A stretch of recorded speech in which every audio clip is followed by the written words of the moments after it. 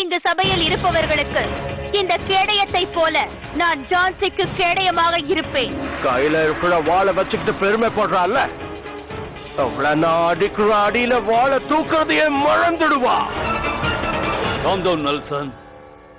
என்ன எப்படி காயப்படுத்தினாலும் அவர் ராஜ்யத்தை நான் அதே மாதிரி காயப்படுத்துவேன். என்ன ஒரு ராஜ்யம் மக்களால உருவாக்கப்படும், மகாராணியால இல்ல. மக்களை குழப்பி விட்டா அந்த மொத்த ராஜ்யமும் தூள் தூள் ஆயிடும். ஆங்கிலேயர்கள் இங்கு வசித்து நமது அரண்மனையை அசுத்தப்படுத்தி விட்டார்கள்.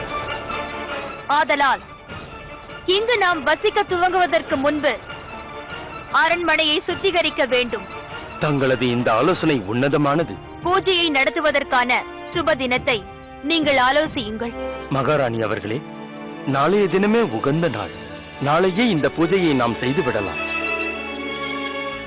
சரி, நாளை ஜான்சி முழுவதும் பண்டிகை கொண்டாட வேண்டும். பூஜை காரியங்கள் அனைத்தும் அரண்மனையிலேயே நடக்கட்டும். அனைவரும் இந்த சுப காரியத்தில் பங்கேற்க அழைக்கப்படுகிறீர்கள். தாங்கள் அனுமதி அளித்தால் நான் ஒன்றை கூறலாமா? கூறுங்கள் கோஸ்கான் அவர்களே. மீண்டும் மன்னிப்பு கோருகிறேன். நான் தங்களிடம் தனிமையில் பேச விரும்புகிறேன். இந்தியாவோட பலவீனத்தை நான் பயன்படுத்திக்க போறேன். மக்கள் மத்தியில கலவரத்தை உண்டாக்கணும். அது ரொம்ப ஈஸி. All too easy. இந்த இந்தியன்ஸ் எல்லாருமே உணர்ச்சி வசப்படுற முட்டாளுங்க. அவங்க மத்தியில இருக்கிற ஜாதி மத வெறிய தூண்டி விட போறேன். கூறுங்கள் கோஸ்கான் அவர்களே, தாங்கள் என்ன கூற விரும்புகிறீர்கள்? ஒரு வேண்டுகோள் மகாராணி அவர்களே.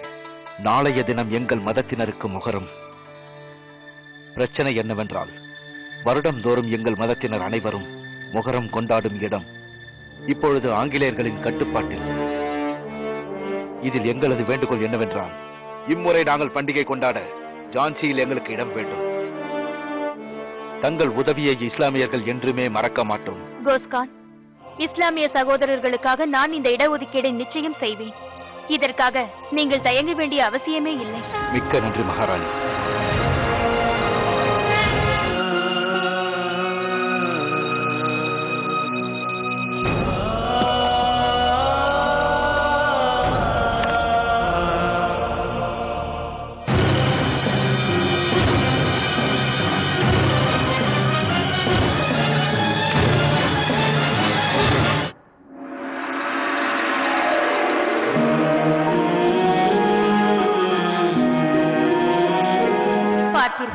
நான் நமது ஜான்சியை திரும்ப பெற்றுவிட்டேன்.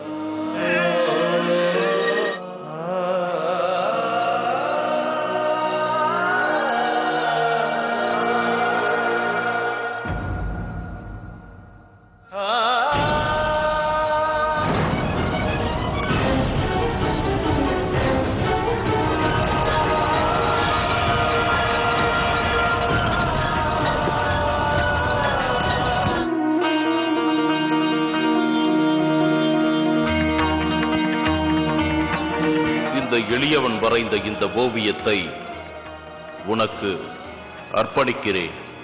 இதில் அழகு இல்லாமல் இருக்கலாம், ஆனால் இந்த ஓவியத்தில் உயிர் இருக்கிறது.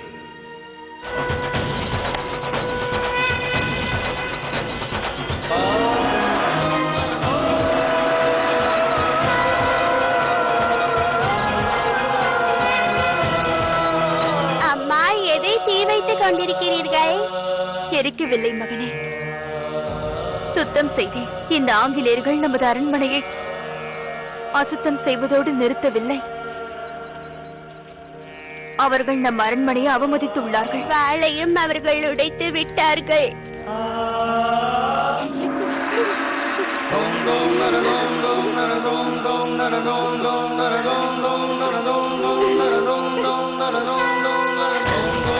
நீ என்ன நினைக்கிறாய் நெல்சன்?